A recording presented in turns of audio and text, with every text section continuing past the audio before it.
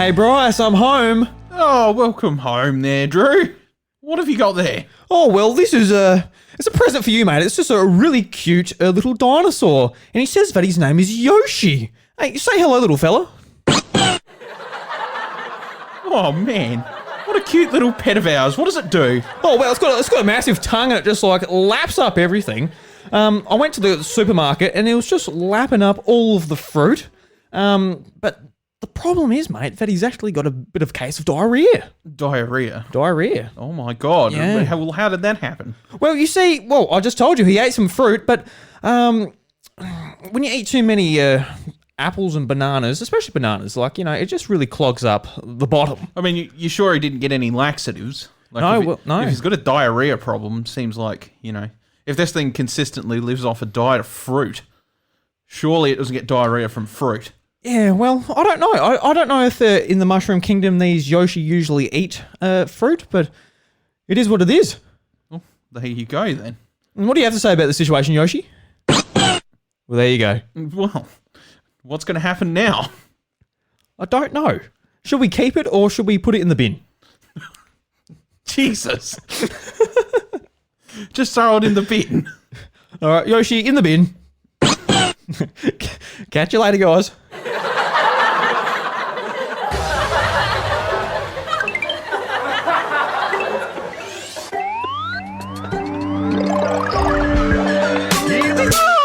What's up, everybody? Welcome to the House of Mario, the South Australian Nintendo podcast that is backed by a 120 Power Star rating. I'm your host, Drew Agnew, and the doors to episode 157 are open. This week on the show, we're talking all about that random Nintendo Direct that sort of came out of nowhere, except for like the leaks and all of that leading up to it. Talking about Mega Evolution in Pokemon Go and the the ever-going rumor about the Switch Pro coming out early next year. And the talk all about that is my best mate, Bryce DeWitt. How you going, mate? Hello, it's Comedy Genius over here. Hey, look, you're in the same boat as me, mate. That's what we get for ad-libbing things. Yeah. Yeah, we're very good at what we do. We're great. Quite clearly. Yeah. Well, it's getting late here in the House of Mario, and creative juices are an all-time about half cup. Yeah, pretty much. Yeah, I think we're both very busy people at the current point in time. Yeah. You've been setting up shearing season. Had a really busy week last week myself, and sort of just. Whew. Yeah. I mean, you celebrated your 27th birthday that is last correct. weekend. Yes. And is it your daughter's 5th? Yes. Yeah, bloody hell. God, that time goes quick. It goes so fucking fast. Yeah. I don't think I have to say any more about that. I already feel old. Yeah. You're not old, Bryce. Oh, I feel it. You're making everyone who's older than you feel real bad about himself. I mean, that's really true. I learnt that the hard way. People coming up to me and straight, I'm 32. How dare you say that about me? So, mate, I don't even know you. So, yeah. My God. Yeah. And I just like to thank everybody in our Discord community who reached out or said happy birthday to Bryce as well. It was nice going in there and seeing everyone's kind words. Yeah. Unfortunately, I was stupid busy, so the time that I got was very, very much little, so I didn't see them until late. But thank you, everybody. Yeah, for sure. Yeah. So I guess for me this week, I brought out a new episode of the House of Mario Encore where I talked about... What did I even talk about? I'm forgetting things. I haven't written it down. What did I talk about? Oh, yeah. The Nintendo... what I believe was the best Nintendo Direct ever, which was 2014, the Robot Chicken one. Mm-hmm. If you remember that one. And... it was just fun sort of talking about that. So if you want to go and check that out, that's on podcast services, and it will be on YouTube soon, but I'm sort of playing around with the video, sort of learning video editing. I want to do a bit more than what I did last episode. Yeah, fair enough. Yeah. And a good opportunity taking something like that and trying to, Yeah, I mean, it's only pretty simple stuff, like just put B-roll over it, but yeah. I got used to not editing because if you're watching the video version of this magic box does it for me now. Yeah. That's the great thing about it, isn't it? Yeah. I mean, $700 well spent. Yeah. Yeah. Yeah. Perfect. Can't complain. Definitely does the job. Oh, it does. It does a job. Don't flick it, mate. If I flick it, it hurts my finger. So it's obviously good quality. Oh yeah, it's good, great quality. So yeah, it's been an interesting week. I've been, as you said, started a shearing season today, and a little bit concerned about it. We've only got 5 of us this year. Wow. So it's not going to be very fun. It's going to be a tough 4 months or 5 months or whatever it's going to be. It's going to be longer than it usually is. Yeah. So yeah. Wow. But today was the first day, so I'm not too bad at the moment. I don't envy you. No, I don't envy myself either. No. Let alone, it's not my only job. Yeah, exactly. Yeah. So I got home on the farm as well as hospitality. Which, you know, hospitality is exactly what I feel like after busting my balls and having to deal with people. Just people. Yeah, it depends on who the hospitality is targeted towards, yourself or others. Yeah. You know? You could be hospitable to yourself and feel completely fine. Yeah. I mean, at least when I go to the pub, though, I feel like I'm a happy drunk. Yeah. You're like, oh, no, you're a bit aggressive. Yeah. I've seen you want to smash a few things up before, you know? No, you haven't. No, you haven't. Nah, you're definitely a happy drunk. Yeah. Not that I get drunk that much. No, not anymore. No. If you're under 18 watching this as well, you know, behave yourself out there. Yeah. You know, we can't stop underage drinking, but if you're going to do And it, we be won't. responsible. And we won't. Unless you're really underage, like you're 10. Well, yeah, I mean, if If you're drinking then, like, don't maybe reconsider. Do you ever wonder if we have like a listener that's 10 years old and like listening to what we're talking about, just like, I really don't want to be a real bad influence, you know? I mean, yeah, but I feel like we convey it enough to be like, you know, don't do it, kids. Like, really, it's not worth it. Don't do it, kids. It's not worth it. Just play your Pokemon and your Marios and just keep away from the liquor. I mean, that's what it comes down to. Like, the worldly difference in between what you actually get from these things is whether it be like a hobby or, you know, I guess an activity to enjoy. I feel like there are so many more things you can enjoy as a kid than drinking alcohol. There's a lot more things as an adult you can do than drink alcohol. But I mean, like as a kid, you know, there's 1,000,001 activities that are available to you that you know, as an adult, probably won't see yourself doing. So you're probably best off taking the time to do those things that you can do while you're not an adult, and go off that. And then when you're an adult, if you want to drink, you can go right ahead. It doesn't really matter. Yeah, I agree. That's just my thoughts on it anyway. Yeah, all right. Stop digging a hole. Yeah. So, Bryce, you been playing any video games this week? Haven't had the time. Haven't had time. Fair enough. Nah, worked 5 days in a row, and then, you know, we had school visits for Evie and just like a bunch of other stuff on top of it, where it's just like I really don't have time to do. Well, how did the school visits go? Anything. Yeah, good. Good. Yeah, by all means. Yeah, I mean, like they're the parented ones, so you go there, you spend an hour or two there, and you do that, and then, you know, we're back into that next week as well. So I think next week they've got something else lined up where we just go and observe and you know, do things there. It's definitely interesting being on the opposite side of the fence now, if that makes sense. Yeah, like as the parent. Yeah. I mean, where she's going, I actually used to spend a lot of time there, not because it was a school I went to, but because it was right next to Bolton Oval, which is like a baseball ground. And because my stepfather was big on baseball and in that club scene or whatever, all of us kids would sneak over the fence and go play on their really, really nice, like, natural playground that they went and got rid of, like, maybe about a decade or so ago. What's a natural playground? So it was like... I'm just imagining like trees. Well, sort of. It was basically like, do you remember the tunnels at school? Yeah, that was awesome. Hill and stuff like that. Yeah, it was like that, but you had like little stuff around it as well, and it sort of just culminated into like you had tree stumps and stuff like that you could jump on, and just stuff like that. It was like a really nice thing, and I would assume it's for safety concerns that they removed it, but I really wish they didn't, because I was just like, God damn, like I found that so magical when I was a kid. Like it never, I didn't even attend that school, but I would go and jump in there. And They had a great playground. they did. Yeah, I went there on the weekends and played on it sometimes with friends. Yeah, Yeah. probably us even. Yeah, it could have been. Yeah. Like, Can't remember who it was, but I think it was you actually. Could have been. Yeah. It was either that or it was Jordan, because he lived close enough to it. Yeah, it could have been him too. The thing is like when you'd go there, you'd just sort of run around it and whatever. It wasn't like a, go down the slippy slide or whatever. You would just go hang out, and, in our cases, we'd usually take like a Game Boys there or something like that. And yeah, definitely. chill out. And it was just, something cool to do, Yeah, I miss that. We should go around with our Switches and just go to the playground.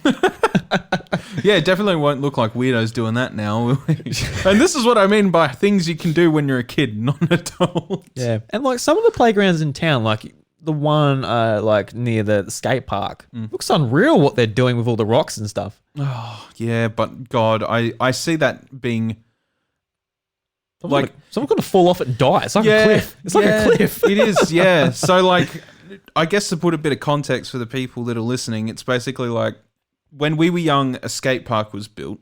Like when we were still in primary school at that time, built next to the Civic and Arts Centre, plus library, plus council chambers, whatever. It's like this little complex.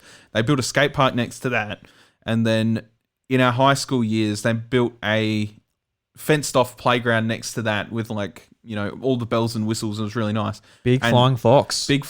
Yeah. And then this year they decided, we're going to build a natural playground right next to that, because they're basically turning what is this big empty area into like a complex for things like, with like basketball hoops and tennis courts and playgrounds and skate park and all that. They're trying to like make that like a kids community hub almost. And what they've just built and finished this year is like a big what they want to call natural playground, where they've got the tunnels and the bells and whistles and like a big slide and stuff like that. But they've also got like a structure, like a man-made hill that's got like safety foam all over the rocks and stuff. So like if somebody fell, like they'd break their arm. I don't think they would die, but but at the same time, it's not fenced up on the higher areas. So it's not finished yet either. Maybe they are going to fence it. It is finished. Is it? Yes. Oh, okay. So we went there on opening weekend. Oh, when did they open? Like 2 weeks ago. All right. Yeah. We went there opening weekend, and on the Sunday, and we went there, and there's all these kids like climbing down this rock face to get to like the slightly lower levels than the top, and sitting up there and stuff like that, and what have you. But like, all this safety foam and stuff like that, it doesn't cover all of the rock. So the way I see it is, there's going to be like a kid fight or a temper tantrum at the top one day. A kid's going to get pushed. They're going to go boom, boom, boom, like all the way down. And that thing's going to just be closed off. Yeah. I mean, it's pretty unsafe. There are a lot of playgrounds that are like dangerous if you fall off them. Like that's just life, I guess. But that one especially, just with rocks. It is just rocks. Yeah, it's a bit more. Like, I understand what they were going for, and a lot of people are just like, kids will be... Like, when it's come up in conversation, they're like, kids will be kids, and they've got to get roughed up, They've got to, all these people being too safe, like all these oldies that are basically like, we did that shit when we were kids. And I'm like, yeah, but, at the same time, that's also why probably a lot of kids in your youth as well have come out with, like, the problems in their hips and... shit like that. It's like I've had a bung knee my whole life because I fell off a playground. Yeah, exactly. Yeah. And you know what? That probably is the case. So that's why Nana's leg has always been just dragging along, because she fell off a flying fox onto a rock. Yeah. And hey, it could very well be that, like it is just the things of like you make these decisions earlier on in your life where you get injured and you don't understand how bad the consequences can be.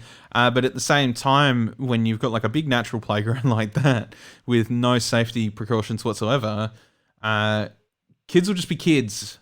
just like they were in the old days, like you said.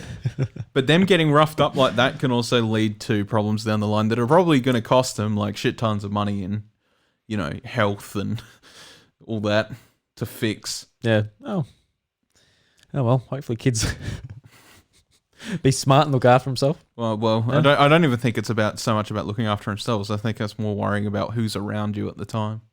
Not that I'm like, you can't go do it. They're more than welcome to go and play on the playground if they want. But I just think like from the perspective of looking at the council, I'm kind of just like, man, you guys really should have put up more railings because damn, someone's going to have a serious injury off that and it's going to be closed off and it's going to be a big waste of money. Well, there you go. I didn't know that playground was open. That's cool. I'm going to have to have a play on it. Oh yeah, that's right. Oh, the other thing is that there's like some tunnels underneath it as well. I love tunnels. And I don't think like at like schools and stuff like that, you're like, oh yeah, that's fine. But just looking at it from the perspective of like that's a public open playground, I can see some very bad shit happening in those things. Oh yeah. You might get some people who are just like leave some dirty needles or, maybe the other bad stuff that I'm not going to bother going into in those tunnels. Well, they were in the playground that's already existing, like next to it. There's like a bit where you can go inside one bit. Like you go up these stairs and there's a bit there. I'm like, this would be a perfect place to lay out a swag and have a sleep. It's sheltered and everything. It's really good in there. And for somebody probably has. Yeah, I'm sure. Not gonna lie, and they've got cameras and shit around the place, but that's not gonna stop anyone. Yeah, it's like, these cameras will stop you from sleeping in here.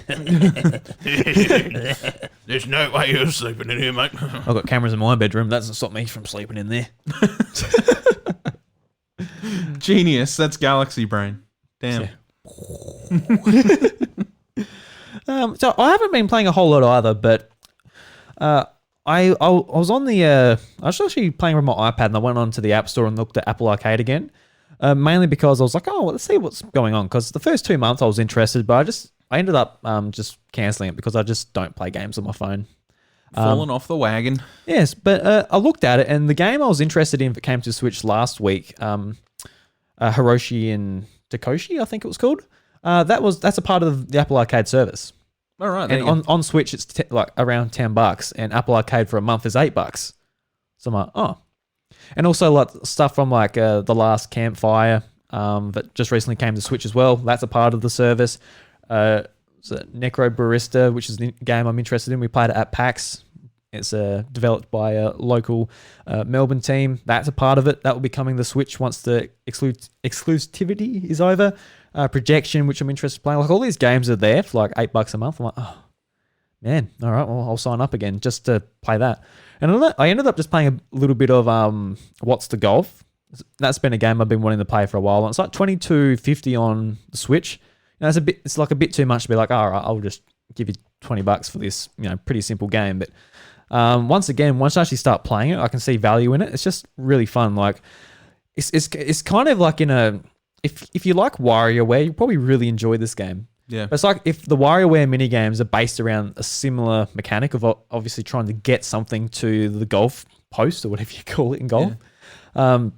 So you start off like, oh yeah, like I'm playing it on phone, but on Switch it would just be with the analog stick. You drag it back and like, oh, you hit a ball, goes in, cool. Then the next one you hit it in, but then the post moves. Like what the fuck? Like every single time it just like really like trips you out, like what it's doing differently. Yeah. But it's like another one, you pull it back, it's like you think you're gonna hit it, but then your golfer just goes flying forward. This is like it's so creative just with like the limited mechanics that it has. Yeah, it interests the shit out of me, and I really want to buy it myself. Only because like at least the tagline for the game is a golf game made by people who have never played golf. Yeah. Yeah. And I'm like, that's perfect wackiness right Yeah, there. I heard a lot about it like September last year when it came out to Apple Arcade when it launched, and it's just a really, really fun game. Yeah. So, and I did sort of just want to bring this up as like a little topic just on this thing. Like the last 2 weeks, I was interested in Spiritfarer, for example. So, it's on Game Pass, so I'll get it there. Like with other indie games, and there's some other games. Oh, it's on Apple Arcade. I'll get them there. And the last couple of weeks, I've actually been drawn away from my Switch. Games that I want to play on Switch, I prefer to play them on Switch. But for example, like those games will be like $100 just for the 3 of them. Yeah. Let alone for other stuff like Last Campfire, that's about $24 as well. Like it starts adding up pretty quick, and just how you can just jump into them so easy with a subscription. I was just wondering, like, what would you like to see if Nintendo ever said, "Hey, we're setting up a subscription," which isn't their Nintendo Online with their own retro games. Would you like to see something where it is similar to what Apple Arcade's doing? Because we'll never see Game Pass. We'll never see them investing their studios into like putting out day and day Nintendo exclusives. Like that's not going to happen. No.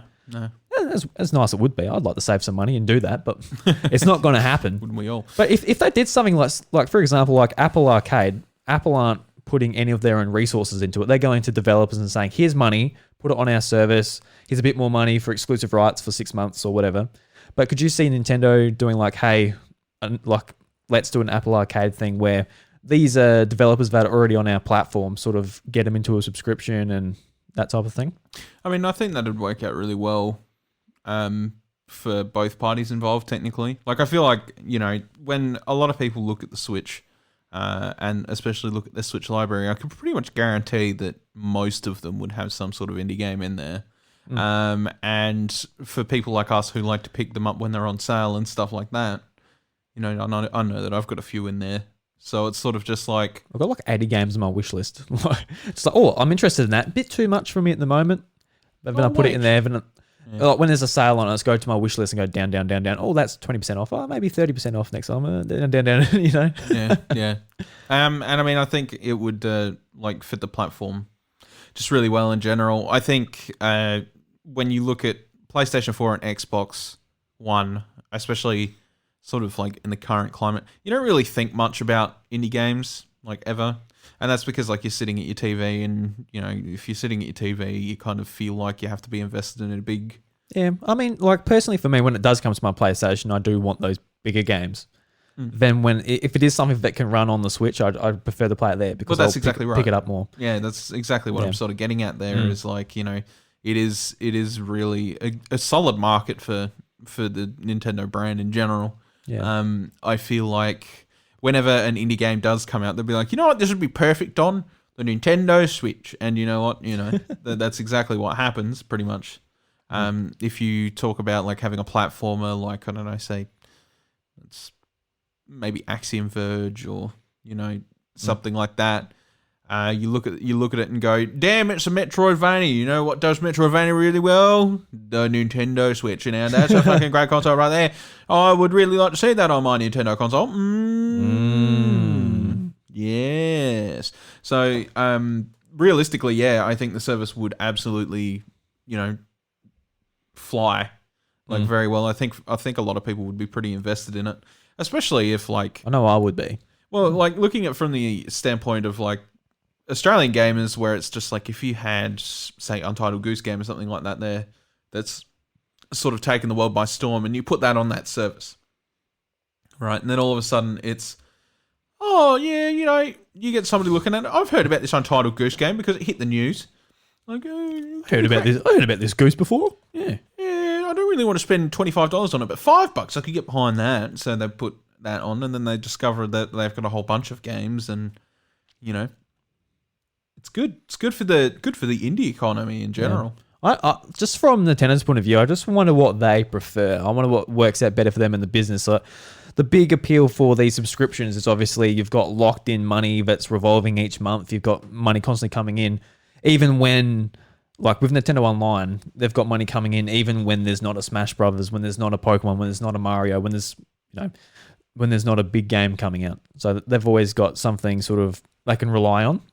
Whereas selling games just one by one, they get 30%. So they're making a fair bit of money off of every single thing that's sold. So I wonder what they would prefer. Be like, all right, let's try and make a really robust sort of subscription. We can get money circulating each month. It's a reliable way of income, or we make just a fucking killing from just selling these games. So why would we? I don't know. How many Switch units are currently in the wild? The last time they updated, it was 61. million. 61 million. Yeah. Yeah. You know, if you charge $5 a month for that, and you say if everybody invested in that, that's, you know, a cool $300 million for the year, for the month. Mm. So realistically, I don't think indie games in general would be able to hit that statistic in sales over the course of a month at all.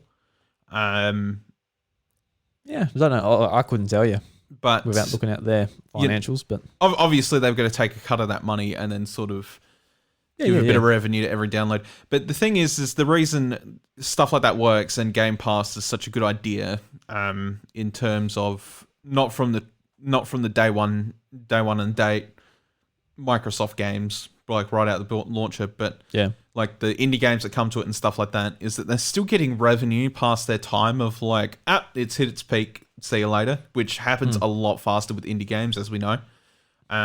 So I think, you know, personally, I think that it gets more people playing, gets more people invested, and having those options to have like collections of games like pretty much right out of the box for a minimal fee is like a really good selling point to just about any console. Like I would right now, if you were a person who was just sort of like, I'm not really big into online multiplayer, but I'd like to play some cool games and I have a budget, I'd be like, go pick up an Xbox One and pick up Game Pass.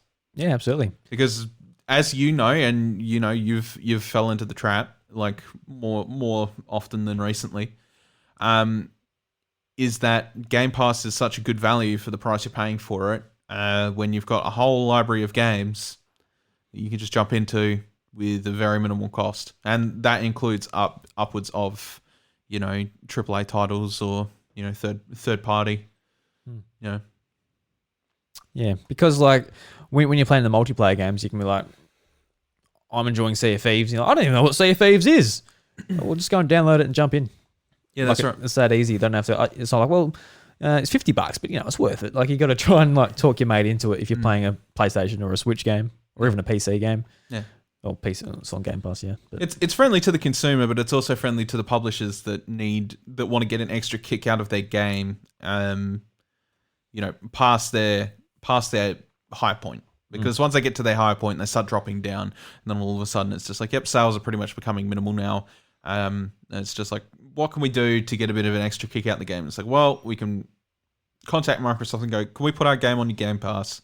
And then they do a review. They're like, oh, yeah, let's go with it. Let's do with it. Struck a deal. And then they get a bit of an extra kick, a little bit of extra revenue out of that game. Yeah. Like it does help, you know, developers as well. And then the consumers that can't afford, you know, the new big releases every single time or whatever have you, and they're still like, oh, that looks so cool, I want to play it. Chances are, you know, it'll probably end up on Game Pass a little bit later down the line if you can hold your tongue that long. Yeah. I just held my tongue. Like, that's the way that developers definitely have to look at it, is that as much as they'd like to say every person is a sale, you're not going to get every person as a sale. Because people have budgets, they have lives, they've got to spend their money on other things, whatever. So those people that don't get to play it because they bought it, at least if they're playing it on Game Pass later on, you're still getting the revenue from them in some way. Yeah. Yeah. And I think, you know, that sort of thinking should come to pretty much every console, I think. I think Game Pass is just an absolutely brilliant idea. Yeah. Yeah. So, I mean, at the end of the day, these subscriptions on both Apple devices and Xbox have drawn me away to play games on other platforms the last 2 weeks. And I've been thinking about that. Like, Switch is my favorite platform, and I'm like, you know, playing What's the Golf on my phone is no detriment to the game. It works fine with touch controls.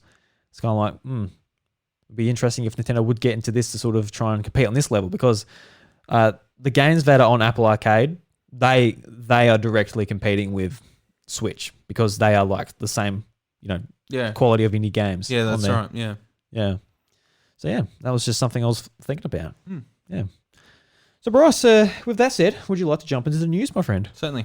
Is that all? High five for my friends. My body is still. Bryce, I also fight for my friends. It's good. You should say it along with Ike where it matters. Yeah. Well, I'm sorry, mate. Maybe I'm just not as much of a fighter as you want me to be. I was out all night just punching lampposts and kicking bushes, just fighting for you. Don't know why bushes and lampposts, but that's, yeah, all right. Well, I was going to say people, but just, bashing up people. It's like, that sounds awful, Drew. We just talked about 10-year-old Jimmy listening to this show. We talked about playgrounds for 10 minutes just for Jimmy, and I don't want to undo all that work. Sounds like you're beating up Fortnite characters or something. Like, oh, look, it's a bush skin. Oh, look at him. Have you seen that video of the kid just whacking a bush with an axe? Someone's filming him from a 2-story house, and there's this kid just whacking a bush. Oh no, it's Fortnite. Yeah. So Bryce, let's talk about what they actually call this, Nintendo Direct Mini Partner Showcase for August 2020. Let's talk about that. It will be a quick discussion though. Yeah, was really boring. Yeah. From the on point, you thought it was real boring. There's one game in there that made me go, oh, I might get that. That's the reaction it got out of me. Yep. So I've just got a roundup from Vooks.net. They did a fantastic little list here, pretty much. Thanks, Vooksy. Thanks, the Vooks. Vooksy. All right, so We'll be in touch. Yeah, we'll be in touch, Vooks. You Vukenheimer. Where are we going? Anyway, so World of Tanks was announced, free-to-play game. It's pretty cool that World of Tanks is coming. I'm not a World of Tanks player, but I know a good friend of mine who plays World of Tanks, and it actually kind of looks like fun because, I'll pass on that. Yeah, I'll probably pass on it too. I kind of just assume it's a big download because it's a PC game. Yeah, but it's also one of those games you get stuck in the grind, Yeah, that's true. And I don't need that in my life. Not on a Switch, no. Not really. Pira Tetris 2 was announced and it's coming out December 8th. And the thing about this is, I love the first game. I bought a launch window for the Switch. Yeah. And it was really expensive. It was $70 for the game. But, it's got the story mode. It's got multiplayer versus between the two game modes and everything. Had a lot of fun with it. But just the idea of buying it again for assumingly $70 again, it's I don't know. Assuming it's going to be pretty much the same game.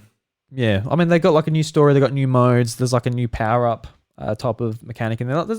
It's a good sequel. They've got a fair bit in it according to what they've shown us during the Direct. But it's just a big price for those extras when you've already got the game. And I'm quite happy just playing Tetris multiplayer on my current one. I bought it for $20. Yeah, I bought it digitally for $20. I'm like, yeah, there you go. I've got it. I've got Tetris there, and it's just well, you could just play Tetris 99 for free. I'm like, yeah, fuck. Yeah, no, I'm good. I mean, if you're into the story mode, might be worth it then. But I think it's a pretty light whatever story. Yeah. So whatever. Depends on how much attachment you've got to the characters and stuff. Bryce, this is a big one for you, man.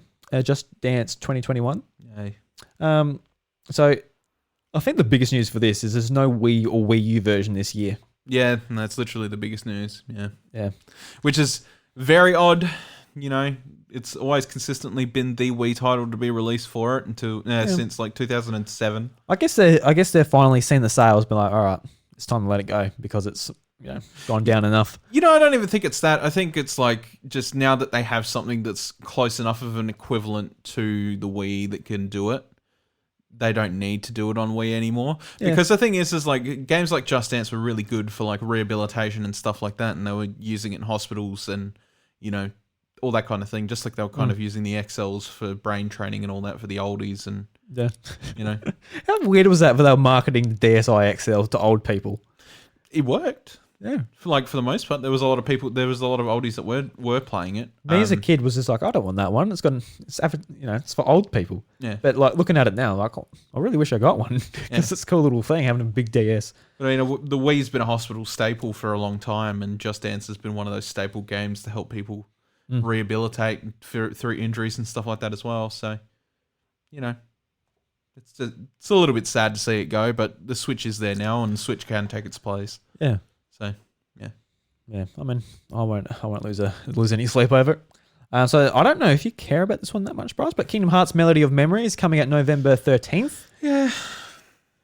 I see that it's $90 on the Australian eShop. I'm like, Yeah. oh, holy macaroni. I think there's like 150 songs or something, which is, not A lot, yeah. That's nothing to sneeze at. That's a lot of music. But at the same time, like, because of my love-hate relationship with Kingdom Hearts lately enough as it is, and the fact that, I feel like they really should just maybe start thinking about pushing the collection over on the Switch rather than sidelining it every time a Nintendo console comes out. And they're like, either the game that comes out on the Nintendo console is either going to be very important or it's going to be like meh, but also still kind of important. Like the history of Kingdom Hearts games on Nintendo consoles has been like, you had Chain of Memories, 352 out of 8. You had Recoded, but Recoded was also on mobile. Dream Drop Distance. I feel like I'm missing something there. Nah, there was 4 or 5 anyway, and some of them were just completely throwaway. Some of them were great, but all of them had plot and story relevance. And as we know with Kingdom Hearts, it jumps around consoles so much between Nintendo Mobile and PlayStation that getting the full story is owning those 3 platforms and playing all those goddamn games. And it's no different here with Melody of Memory. It's going to have plot relevance if you give a shit about Kingdom Hearts. Kingdom Hearts 3 should have just been the end of the current plot, but it's not. So I guess we just move on and get another Kingdom Hearts game with another plot that you're more than likely going to buy anyway if you are a fan. But $90 is a pretty steep price, I think. Yeah, I'm not a Kingdom Hearts fan, but I am a big fan of just rhythm games. And like looking at the gameplay, it doesn't look that fun just from what they're showing. Like, to be honest, like it might be wrong. I might be wrong if I get to play it, and it's actually a blast, a bit of a hoot. But from what I see, it's like, it doesn't look that fun. But well, I mean, it's from Square Enix, and they had the Theatrhythm games, and they weren't too bad. So I feel like this could be okay. Yeah, I'm sure. Like, to be honest, like I'm sure it will be. But just from what I've seen, I'm like, it doesn't make me want to go and buy it, especially for a big price tag. Yeah. I mean, I'm definitely not buying it until it's cheap after what happened with KH3. So, yeah. But, I mean, if you're into it, go and buy it. Collection of Saga Final Fantasy Legend comes out on December 15th, and it contains 3 Game Boy games in one saga. So you can go and get that. Does this interest you, Bryce? Being a Final Fantasy fan, being able to go back and play like the oddball games? The oddball games, yeah. Not really. No. Not really? Okay. I mean, they're literally just oddball games at this point. Yeah. I don't think anybody looks back at them with fond memories being like, yes, my favourite Final Fantasy game. Not when there's plenty of other options on there for Final Fantasy games if you want to play them. So this is the one game that may go, I might get that. Taiko no Tatsujin Rhythmic Adventure Pack coming to the West later this summer. The summer in America. So it's basically like the rhythm games, but it's actually like a bit of an RPG, and it's got like the turn-based battle system with the playing the drums and stuff. I'm like, I might actually get that if it's on a bit of a sale down the line. I'll add it to my wish list. But I'm not going to jump out straight away and get it. Fuser, which is from I can't talk. What can I say? Hynomics. No, I want to say Hynomics. No. Who made Rock Band? Oh, why can't I say it? Psionics. I'm thinking of something else. Hyonics. Don't know what that is though. So that's coming. That actually looks pretty cool. How you can like DJ and like mix songs together and stuff. I wonder how that's going to turn out actually playing it. Yeah, I don't know. The thing with me and like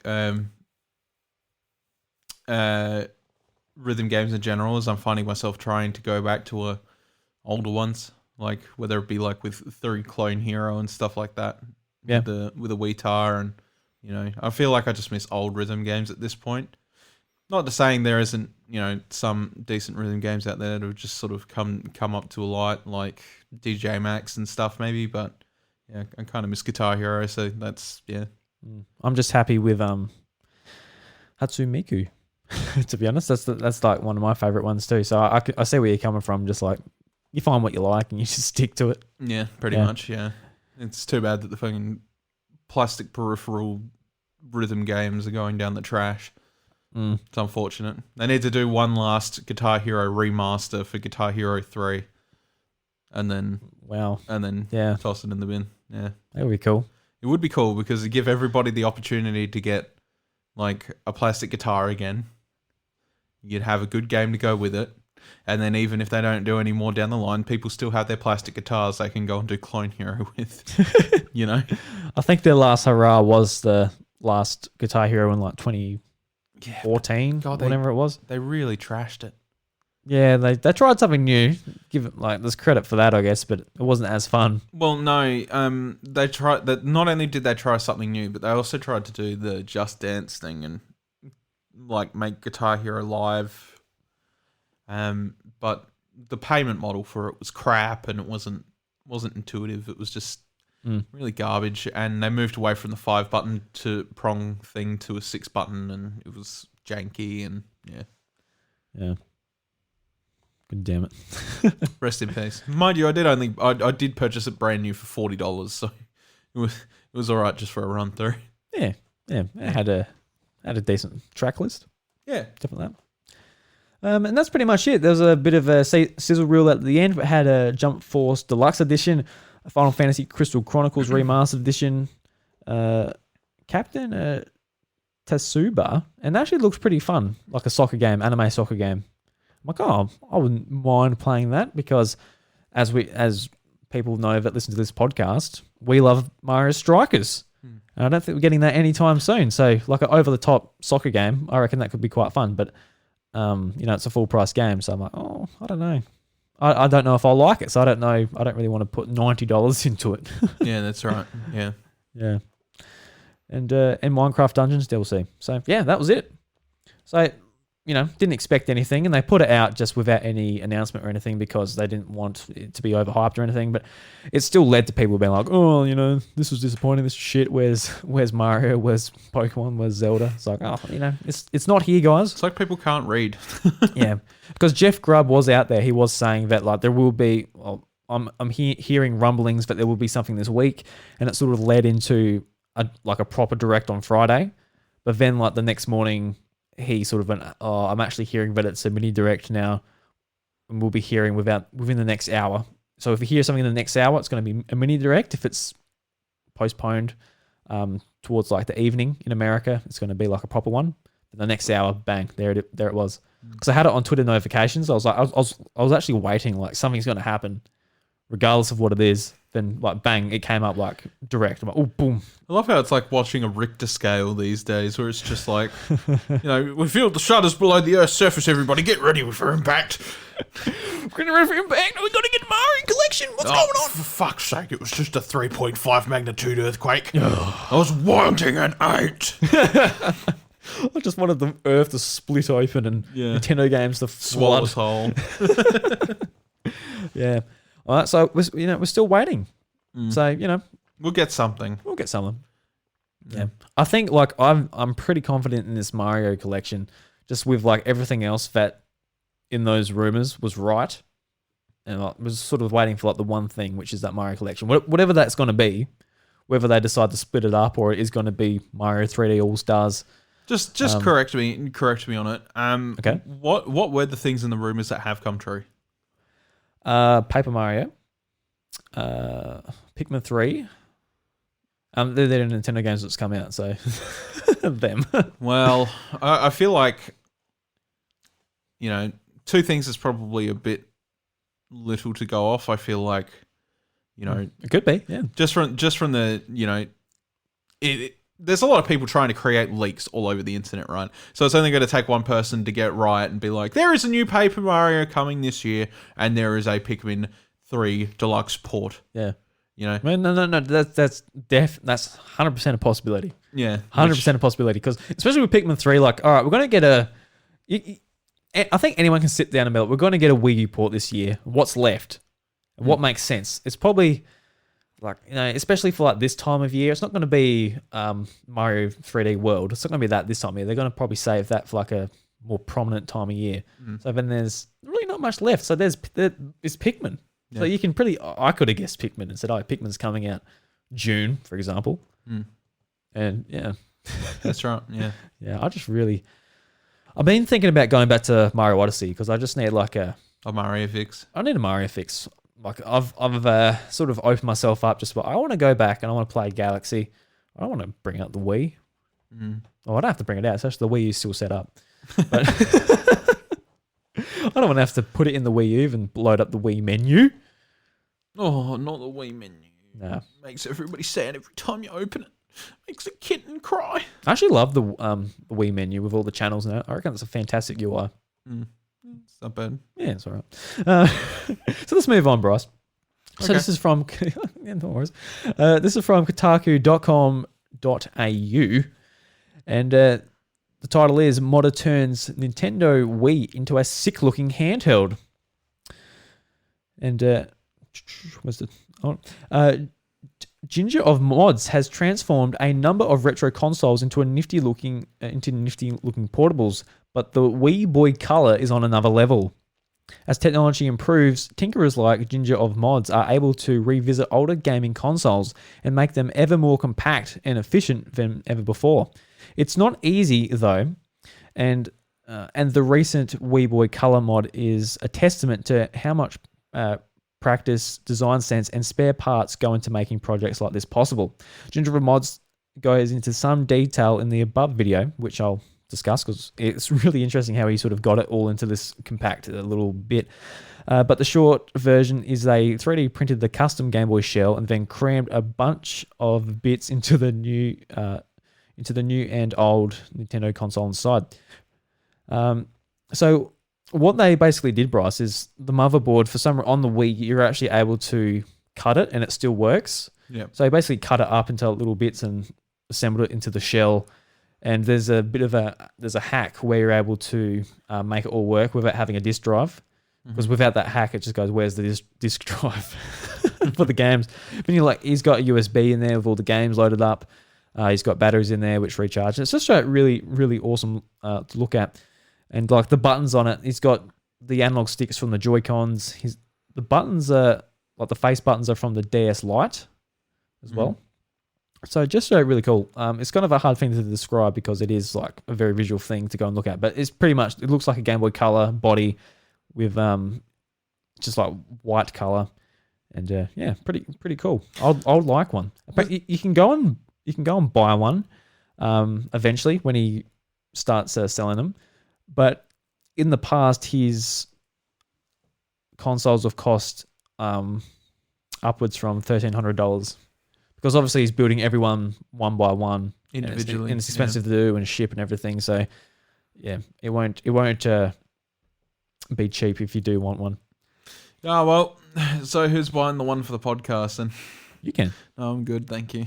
I don't think we need one. No, I don't think we need one either. Yeah, it is really cool, and I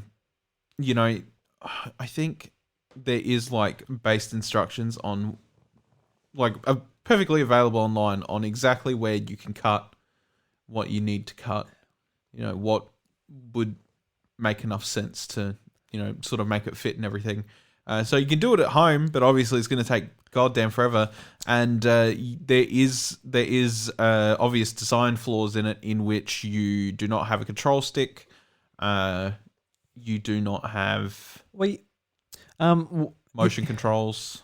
Yeah, you don't have motion control. What he's done is the controls on it work as a GameCube controller. Yeah, and he's got a hack working so then that those normal controls work for motion gestures as well. So if you're playing a game where you've got to like shake it to do, like Mario Galaxy, for example, if you've got to shake it to do the spin, you can just put that to a button as well. Yep. Put like the pointer to the second analog stick and stuff like that. So it's actually pretty smart how a lot of these things are worked around, and it's like constantly updating as well, because there's a fair few of these handhelds getting around apparently in the modding scene. So yeah, if you want one, get your cash ready. Yeah, you're going to need a lot of money. Yeah. Yeah. No, absolutely cool. I'll leave a link in the show notes if you want to go and check it out.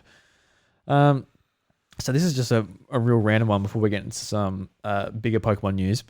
So this is also from Kotaku.com.au, and the title is "Used Pokemon Popsicle Sticks Fetching High Prices Online in Japan." Yay. And the article reads, "It's summertime, it's hot, time to eat popsicles, and if you're in Japan and like Pokemon, perhaps buy the used sticks for hundreds of dollars." On June 1st, as Kotaku previously reported, Gara Rala Kun. How would you pronounce it? It's a Japanese name. Gari Kun. Gari Kun. Popsicles are teaming up with Pikachu for a limited collab. A box of 6 Pokemon Gari Kun cost 350 yen, so $5. But according to Sora News, used sticks have been going for as high as 50,000 yen, so that's $661. That's a lot of money. Yeah, these aren't just any used sticks, but rather winning ones that can be exchanged for a rare Pokemon card featuring Zarude, which appears in the new Pokemon Koro animated film. You would have to eat the whole popsicle stick, see if you won. So just a little weird thing, because people are paying super high prices just so they can claim a rare card. I mean, to be fair, I suppose the card will probably be worth more money in the end too. You know, if it's exclusive. So, can't blame them. I hope it'll be worth more. It's an investment, you know, like... Yeah, it's an investment. You can tell yourself that. Yeah. Yeah, it's an investment. It's a card. Well, yeah. Claim a card for it. Well, I mean, how much Charizard cards go worth? Like 10 grade Charizard cards. Like, what were they, the first edition? Yeah, don't know. A lot of money. Yeah. I gotta look that up while you keep reading. Yeah.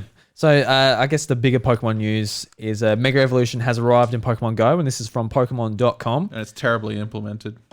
But yeah. yes, continue. Yeah, so we'll talk about it after. You can now see some of your favorite Pokemon in their Mega Evolved form by utilizing Mega Evolution in Pokemon Go. Mega Evolution enables certain Pokemon to reach an additional evolutional stage and gain incredible power for a limited time. Select Pokemon can Mega Evolve using a newly discovered resource called Mega Energy. You can collect this mysterious substance by completing Mega Raids, which are raid battles that feature Mega Evolved Pokemon. The faster you defeat the raid boss, the more Mega Energy you receive. You can Mega Evolve any of your Venusaur, Charizard, Blastoise, or Beedrill once you have enough of their corresponding Mega Energy. Plus, some of these Pokemon will also appear in Mega Raids. After you've Mega Evolved a Pokemon, that Pokemon will require less Mega Energy to Mega Evolve each time thereafter. Mega Evolved Pokemon stay in their Mega Evolved forms for a limited time. While your Pokemon is Mega Evolved, you'll be able to do the following with them. So you can battle in raids, you can battle gyms, you can battle Team Rocket, you can battle with your friends, you can make it your buddy, you can take a snapshot of your Mega Evolved Pokemon. Be sure to open app, start a new Mega Evolution themed special event, which is a Mega Discovery, and join Professor Willow as he learns more about the phenomenon of Mega Evolution. The month of September will be filled with events celebrating the introduction of Mega Evolution to Pokemon Go. Here's a look at these events, what they will feature. So on September 1st, you'll be complete as many Mega Raids as you can. Mega Energy and Mega Evolve your Pokemon and experience the raw power of Mega Evolution firsthand. So on September 11th to September 17th, hone your battle skills with Mega Evolved Pokemon, take part in gym battles, Team Go Rocket battles, and trainer battles. And September 22nd to September 28th, become buddies with your Mega Evolved Pokemon and spend time with it. Remember to take snapshots. So, yeah. So, Bryce, we've been playing a fair bit of Pokemon Go over the last month or so. And granted, this weekend, pretty busy with stuff going on. I didn't have a lot of time to sort of go around and play Pokemon Go, even from home. But this news really... It doesn't really do much for me, to be honest. No. It didn't really make me want to go and spend money on raid battles, because at the moment you can only do it from. You can go out and get your free raid pass, so you can do one a day. Yep. But saying like a Mega Blastoise, it really didn't make me go, oh, I want to go and battle it just to get. What do they call it? Mega Energy. Mega Energy. Yeah. So I don't really care about Mega Evolving my Charizard or my Don't know. It just didn't strike me something I care about. It's a only big set update for- too. It's only set for a time limit too, though, per collection. Like you collect enough energy to Mega Evolve. The Mega Evolution lasts for 4 hours, I think, right? Yeah, I think it did. It's like a really short amount of time. It's almost not worth doing jack shit, to be honest. Why bother? It's for a dex entry. That's pretty much it. Yeah, so that's kind of what I say as well. Just all right, let's go and evolve it, get it in your decks. You know, you've got it, cool, and move on. Right, so you got the price for the Charizard there. yes, so I'm on eBay, and depending on the grade, right? Obviously, the price variables a bit. So what I'm going to tell you is I'm going to tell you the grade first. All right. Gorgeous BGS 9.5 first edition Charizard. Centering 10, corners 9, edges 9.5, surface 9.5. A condition sensitive issue which is rarely seen with such magnificent qualities.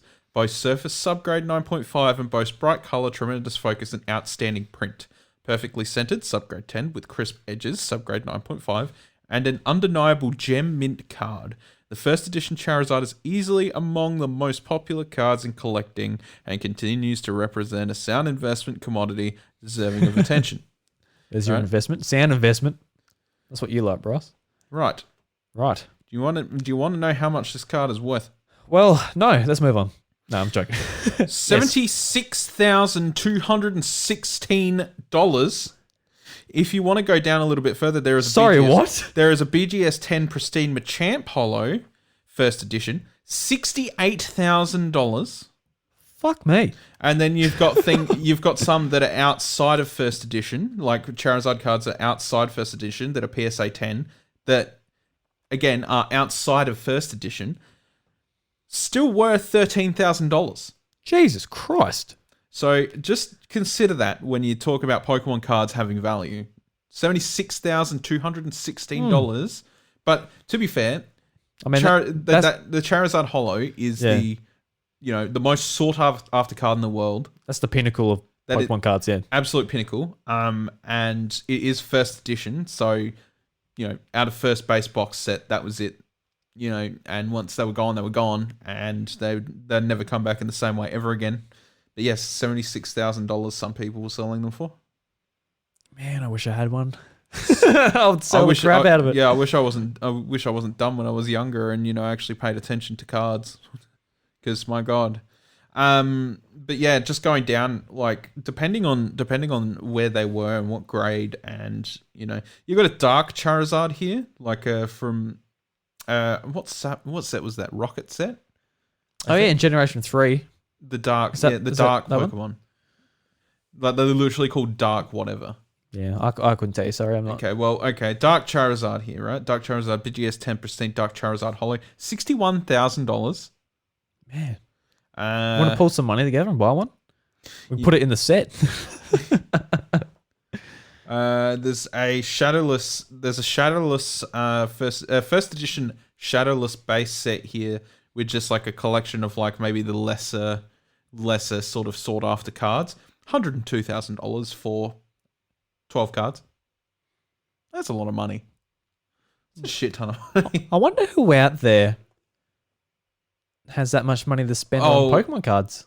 You have zero idea. Like there was Whoa. There was a I can't remember where it was. I heard, like I was listening to somebody it was on YouTube or something anyway. Somebody did an interview and somebody had purchased literally a $50,000 Pokemon card and it was being sent overseas to them. Never got it. Whoa. And they talked about like they were like, oh sorry, we can't send it in the post. Will you be able to meet up with us? So he traveled literally across the other side of the world to go and pick it up. And when he picked it up, I don't even think it was the grade it was supposed to be when he brought it back and got it checked out. So it was worth far less than the money he spent on it. Oh. Like that's how serious this card collecting shit is. Yeah. I know that side of it, but under the right conditions, those cards go ridiculously high cost. Yeah. Well, fucking get those popsicle sticks, kids. Bloody hell, get amongst it. Spend that $660. I remember one time like it was like on Pawn Stars, I think, where like a dude come in and he had like a bunch of like a suitcase, like one of those like ones that are just like, have you got the bomb? Yeah. Yes, the bomb. Good job. Type of suitcase with like a whole stack worth of like Charizards, but because they have absolutely no value in Pokemon cards and really don't give a shit about it whatsoever, they're just like, nah, we're good, bro. Don't really want it for the price you're asking for. He wanted like, I think it was like $25,000 for like non-base set, but they were all graded cards, but they varied from like 5 to like 8 or something like that in grading scale. And so they were still sort of worth money, but nowhere near as much as like a 9.5 mint first edition, which sells for $70,000. But yeah. That's incredible. All right. Crazy, isn't it? What if Jamie Penning has one of those cards? He's big into his Pokemon cards. Yeah, they're worth a lot of money in the right hands. Like, absolutely crazy. Yeah. Yeah. All right, Bryce, let's move away from some Pokemon stuff. Just some real sort of random news this week, so bear with us. Just a real quick one, Bryce. This is from My Nintendo News, and the title is Blair Witch Nintendo Switch launch trailer has a hidden code for Animal Crossing hoodie. The latest trailer for the Blair Witch video game on Nintendo Switch contains a nice touch, as it gives away a hidden code for a Blair Witch-inspired Animal Crossing New Horizons themed hoodie. The hoodie was inspired by the team's Gamescom 2019 dev hoodie.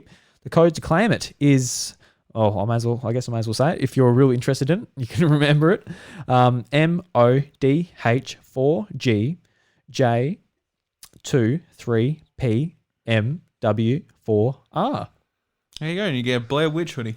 Yeah, you can go and get a Blair Witch hoodie. So cool for people that like both games. The game looks really creepy. It's on Game Pass, so Bryce, I mean, go and play. It's Blair Witch.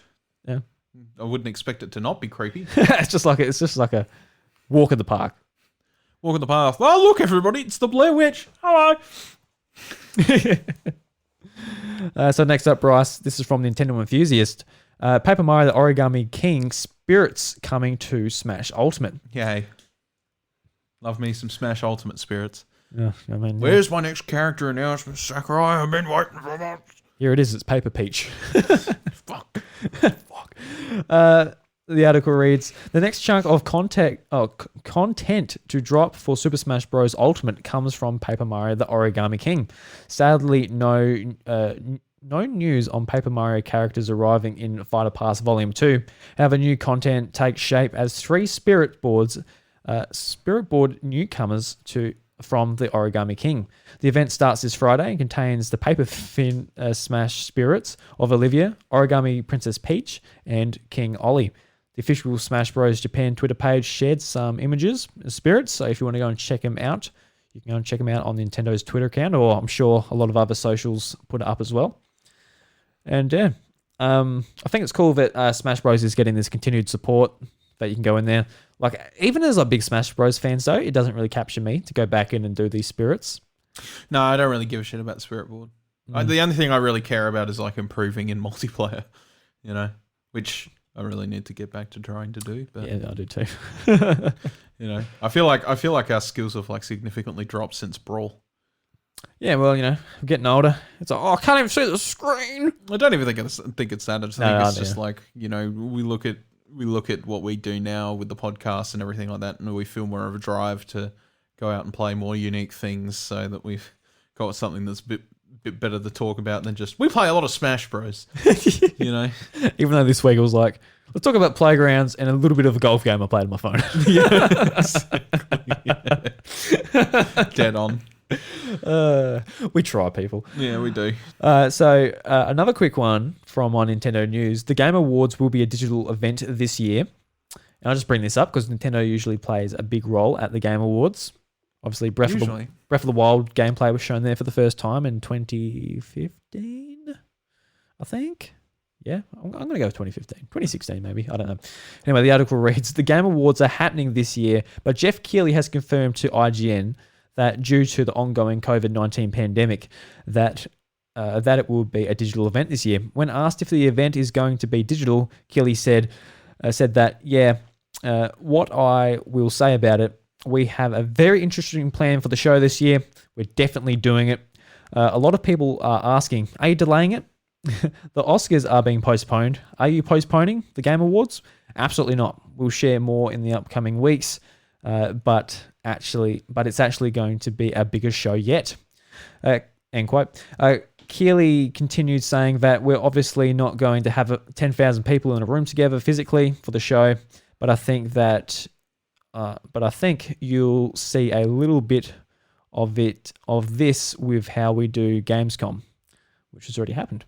Not much Switch news came out of Gamescom, but usually Nintendo's not there anyway. So yeah, we're definitely doing more than just me in the room announcing winners. I'm really passionate about doing the show live versus something pre-recorded.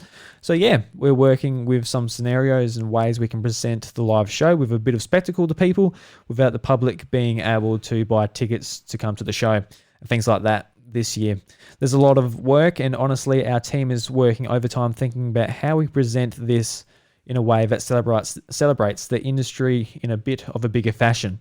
So we're going to do some live stuff, but we're still hoping to do some spectacle and scale how we do things. But we're likely not going to be able to do the traditional show this year, but it's absolutely happening for sure. So good news that the Game Awards is happening. So obviously, it's a no-brainer at this point of 2020 that it's not going to be a live show. If it was, that would be a headline. Yeah, that would be. Yeah, Like, Jeff right. Keighley won't cancel the Game Awards. Jeff. Yeah, everyone's just like, yeah, sure, I'll go there. Los Angeles in America, I'll go to the Game Awards live. What could go wrong? Oh, the Game Awards apparently. Yeah. So yeah, I always love watching the Game Awards because it's just a great time just to celebrate games. Yeah, and Jeff Keighley, he's been killing it for the last few years of just getting it together. And 2017 when Breath of the Wild won, that was a real special moment to watch.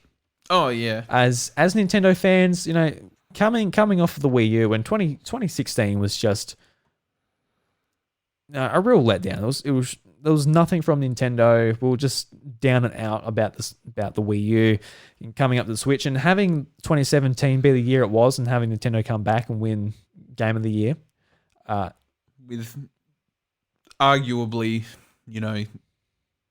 the greatest Zelda of all time in many aspects. Yeah. I feel like maybe not in terms of people's fan favorite list, because let's be real, at the end of the day, your favorite Zelda game is always going to be your first, and that's the same for most people. Spirit Tracks. No. But just in terms of technical prowess and stuff like that, it was an absolutely amazing step up for Zelda. Yeah, and talking about a little bit of a fanboy conversation last week, it is kind of weird when people sort of treat these companies as their sport teams. But Yeah. I think in particular that year, we were like, come on, Breath of the Wild, come on. We wanted to win because Nintendo needed that. well, it wasn't even that. It was just a special game to us. Well, it was a very was. special game to us. It was, and it was a culmination of having that belief in Nintendo all the way through the Wii U era that something would get done, and we got nothing. And then eventually, the Switch come up, and we're just like, this is what they wanted all along with the Wii U, but couldn't achieve it. And when they finally achieved it and gave us the products of Mario Odyssey and Zelda and stuff like that all in the same year, it was just, oh my god. At Nintendo HQ, they were playing the Wii U, and then they walked away with the gamepad. Then the connection cut off, and Miyamoto was like, "Oh, why the fuck didn't we just make it in the console so it doesn't have to do all this signal stuff?" What were you thinking? Then the Switch comes out. Yes. That's exactly how it went. So moving on, Bryce. This is from my Nintendo News, and the title is, Bryce, I'm tripping over myself here. Nintendo is now the richest Japanese company in 2020. So, holy moly. So the article reads, financial analyst Risk Masters is reporting that Nintendo is now the richest Japanese company in 2020. The tragic ongoing coronavirus pandemic and subsequent worldwide lockdowns have seen video game companies and technology firms make incredible gains, with consumers staying at home and looking for entertainment. Nintendo also released Animal Crossing New Horizons at the end of March 2020, which has been oh God, I can't get into that. An impressive successful product on their already successful Nintendo Switch system, and is the second highest selling video game in Japan of all time. That it is. Yeah. So yeah, cool. Yeah, Absolutely mental. they're obviously seeing very good success with the Switch and its software to the point where they're very rich. Good on them. I think this is probably like an early bit of a spoiler, but Dash is putting up an article and he asked me to write for it. Well, spoiler. I can't remember. I think it was next weekend. Go and break Dash's embargo This for weekend. it, so we get some trouble. Sunday. But regardless, anyway, it was sorry, Dash. It's a top games of 2020 type of list. Oh no! And Everyone knows now. He said he sort of said, pick a few. I'm like, cool, and just write about them. And that was actually on my list. And it's not even because like I'm still playing it and enjoying it and what have you, but I feel like it just came out at the absolute best time for most people. Whether it be like you're in lockdown or whatever, but it also like allowed me to create more family time and stuff like that. So yeah, because you're playing with your partner, playing with Evie. Was Evie playing it? Mm. She's still playing it. Yeah, I was actually going to ask at the start, but we got sidetracked somewhere. But Evie, she got a Nintendo Switch for Christmas. Is she still playing it? Still enjoying it? Yeah. And she's playing Animal Crossing. Got it pretty much on her every day, whether it is just playing like video games or playing YouTube or something, which her favorite game. Well, more often than not, it is YouTube. But like, if she boots up, she'll boot up a game every now and then. And at the moment, it's been Animal Crossing. She's because Jade was sharing her Switch, to play Animal Crossing. So it was just like, well, I was helping Jade with her town. She was helping me with wine, and Jade managed to hit 5-star rating before I did because she was like to the grindstone. She was like. I'm like, I knew this would happen when Animal Crossing come out on Switch, but and then she put it down after she got 5 stars. She's like, cool, all right, I win, pretty much. And Evie's picked it up again the last couple of weeks, and then like all of a sudden she's just like, look, mummy, I did decorating, like, and she's finding like rubbish all over town.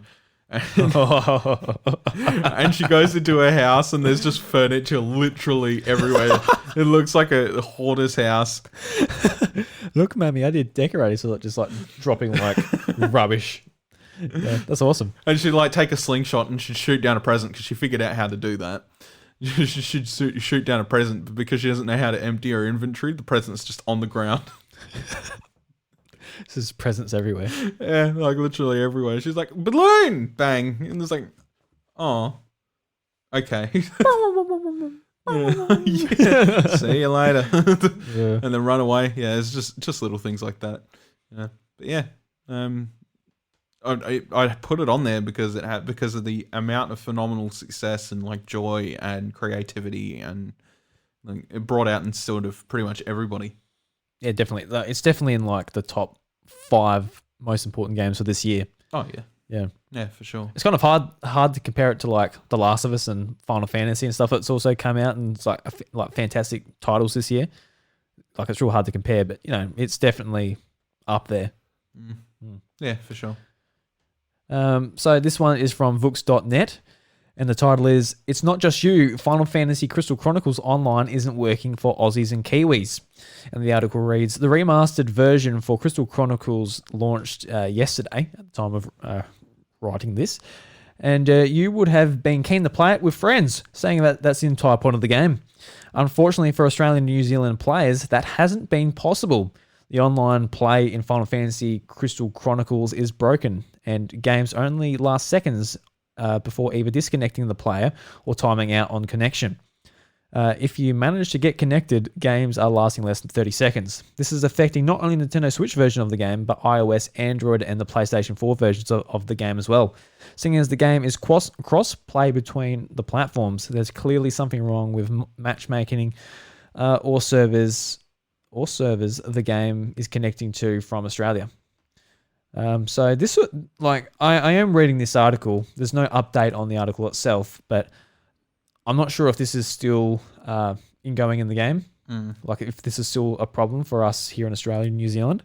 But it is definitely something to keep in mind if you're interested in this game, because they opted for no local multiplayer, just to have online. And if the online servers aren't working, it's like, oh, that's rough. Yeah, and it's down the line when the servers do eventually go down permanently, that really fucks the game up entirely. It's not great. Yeah. Damn. So just a bit of a warning out there. Do you just maybe have Google and look around, see if the servers are working. Have a gander. Working yet. So yeah, I was looking at the game when I was looking around the app store. I haven't been on the app store for a long time on my iPad, so I had to look around. And Crystal Chronicles on there.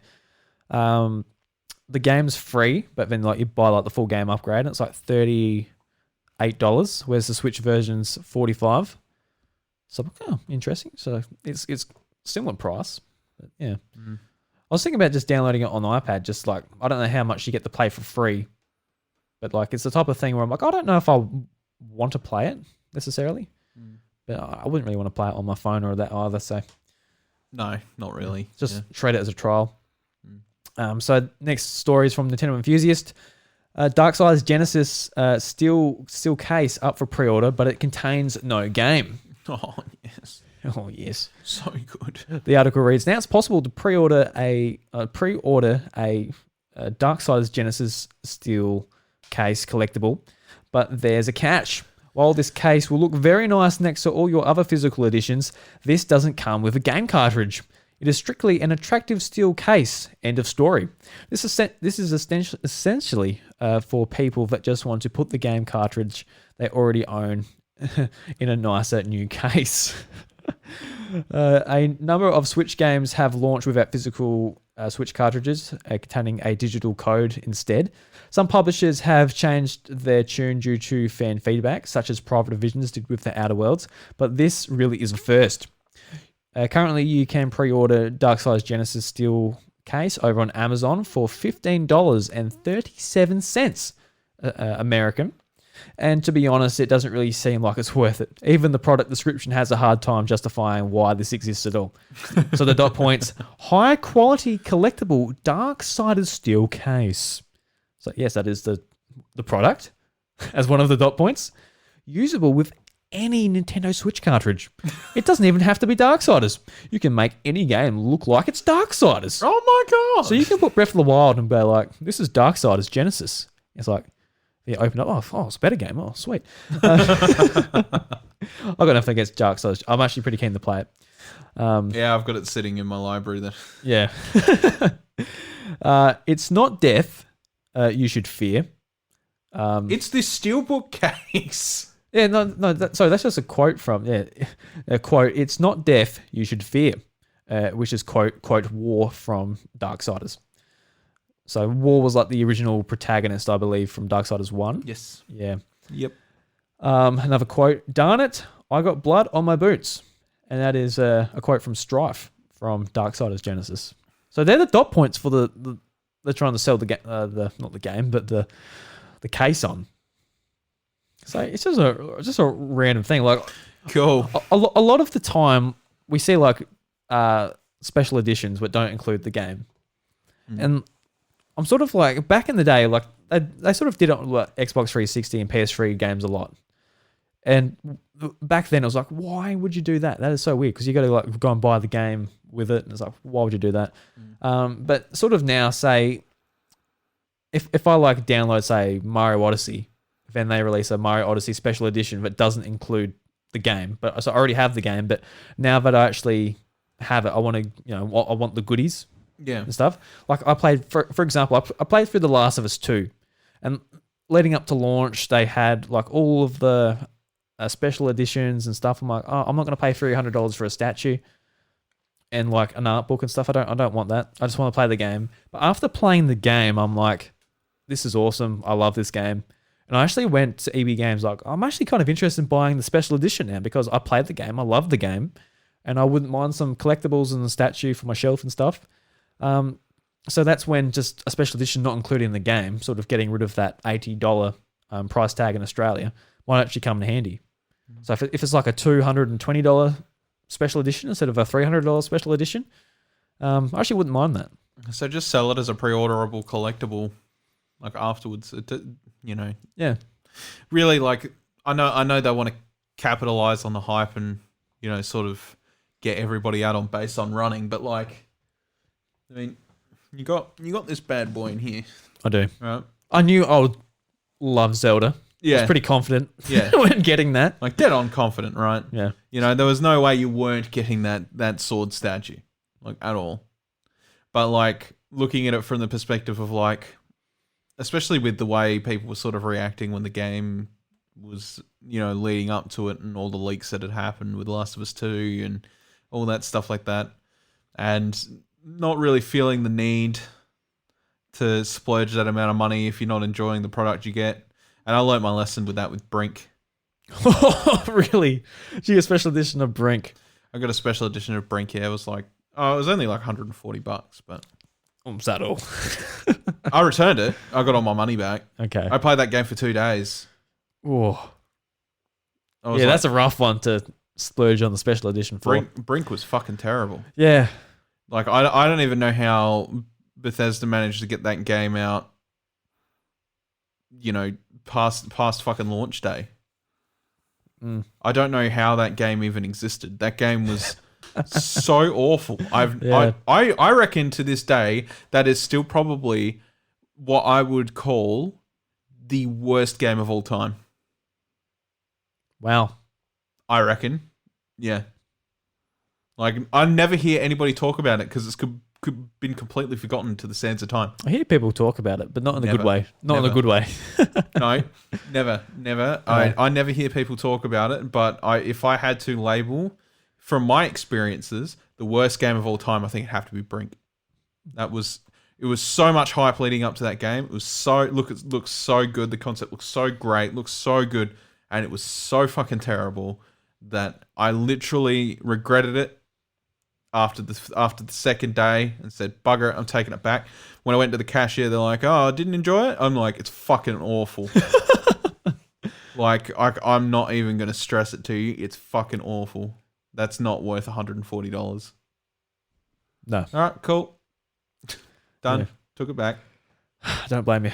I'm happy you got your money back, because if you just said, oh yeah, I bought it for $140 and it is what it is, I'm like, ooh. Even Dead Island. I know Dead Island didn't get like a lot of praise, but Yeah. I played all the way through Dead Island, enjoyed it enough, and I paid $120 for the special edition. The $120, I got a full fucking Turtle Beach headset with it.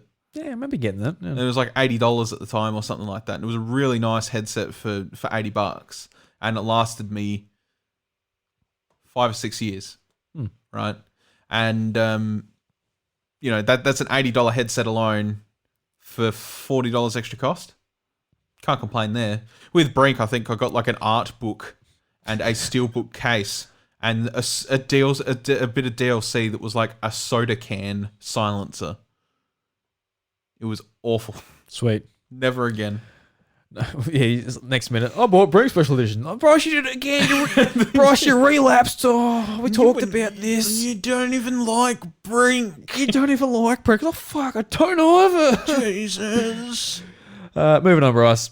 From my Nintendo news again. Insider says Monster Hunter Switch to be revealed soon. The article reads, video game insider Dusk Golem has tweeted to his audience that Capcom is planning to show the Monster Hunter game they have apparently been developing for the Nintendo Switch platform. Capcom hasn't announced a new Monster Hunter game for the platform, but they have previously said that they are looking at a Monster Hunter targeted at middle high school kids, like the PSP entries did. Dusk Golem claims that the Monster Hunter Switch is based on the Resident Evil engine.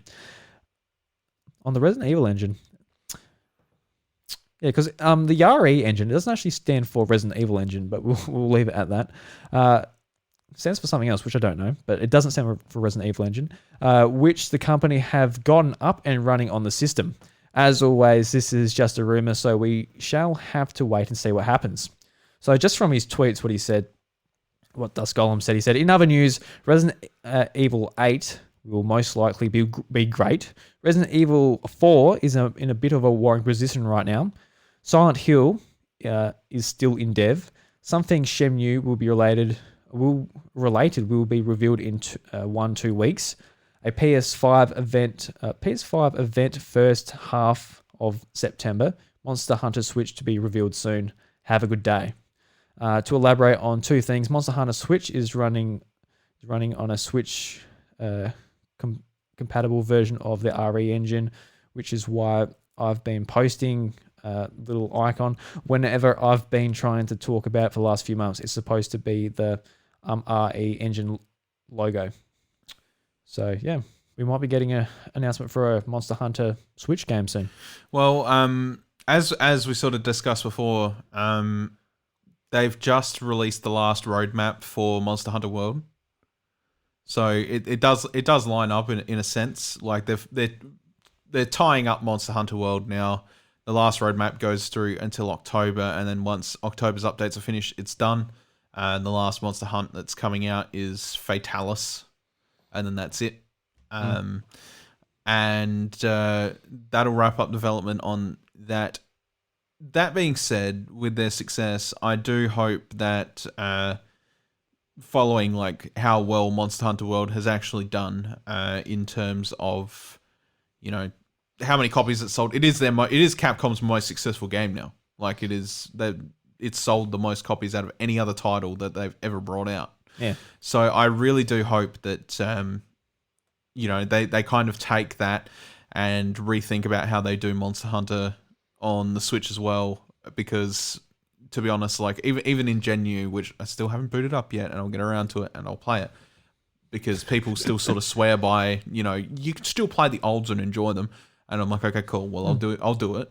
But I do hope they sort of take a page from World's book and try to push it in that direction from now, because I feel like World is so fluid, and having these open areas to sort of explore in and not like segmented loading zones required to progress type of maps. Like I feel like they need to be out and done with that and just move on.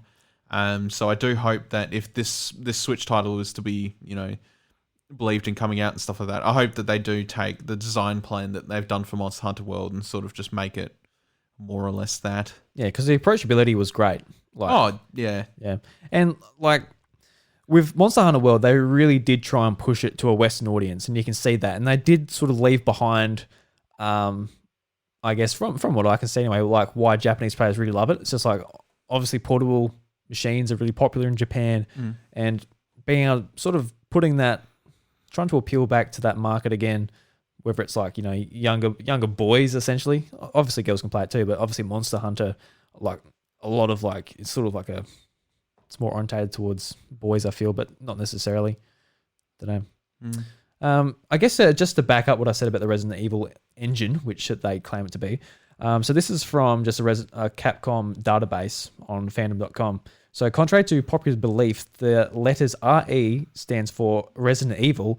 They are actually the first two letters of the engine's full name, which is Reach for the Moon. You're right. So that's what it stands for. It doesn't stand for...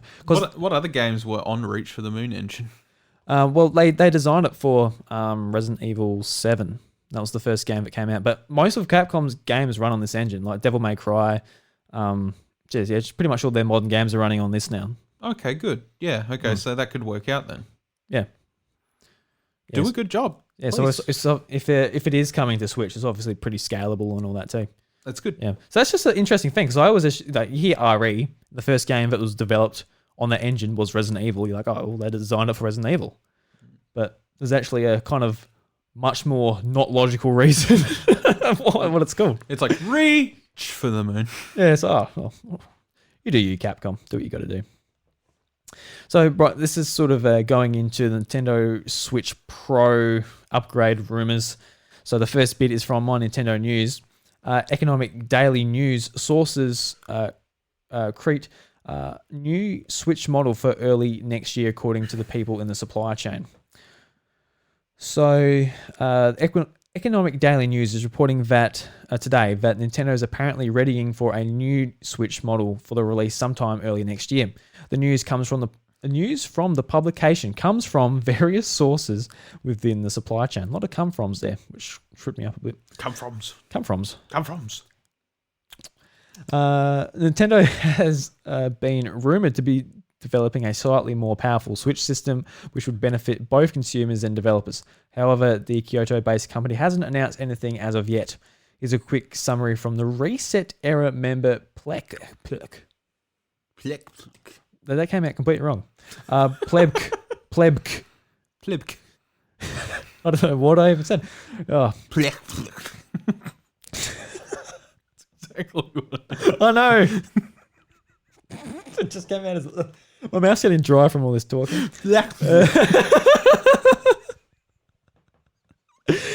So just some of the points that made. The new Nintendo Switch will begin production later this year and will be released early next year.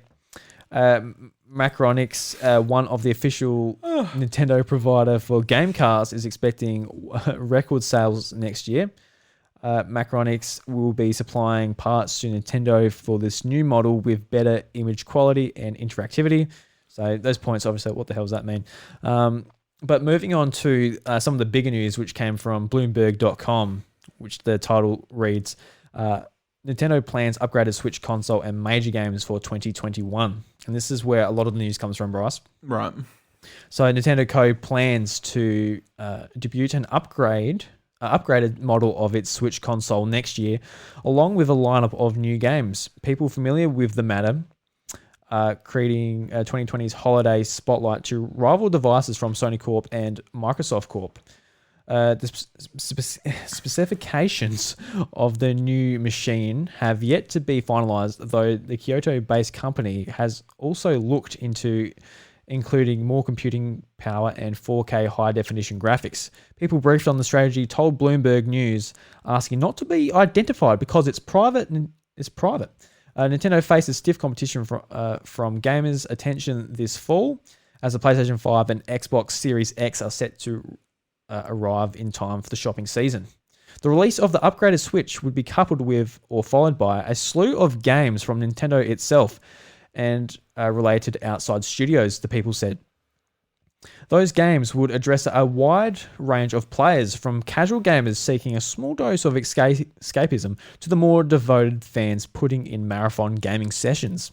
The focus on next year's pipeline explains Nintendo's relatively quiet software release schedule so far this year, the people said.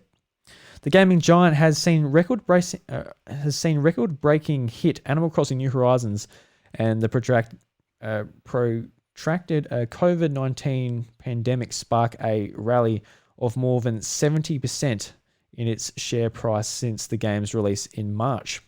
The company has struggled to keep up with demand for its existing Switch and Switch Lite, though it said earlier this month that its production bottleneck has been largely resolved.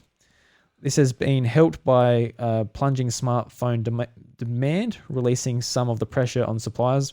Assembly of Nintendo's next console isn't expected to begin until next year because production partners are busy with making the current models, according to the people informed. Economic Daily News has reported the new console plans on Monday. A Nintendo spokesman declined to comment. Funny that. The video game industry took an unprecedented surge over the quarter ended June, with big names like Sony, Square Enix, Tencent, and Nintendo itself far outperforming analysts' expectations as the pandemic kept millions of people homebound for an extended periods of time. Those companies have sounded a note of caution about the momentum continuing, though data from Japan-based firm Famitsu suggests demand on the Switch and Animal Crossing remains strong in August. So there's a lot of other information there too, but the main thing to take away is that apparently Nintendo is getting ready to have an upgraded Switch coming out next year.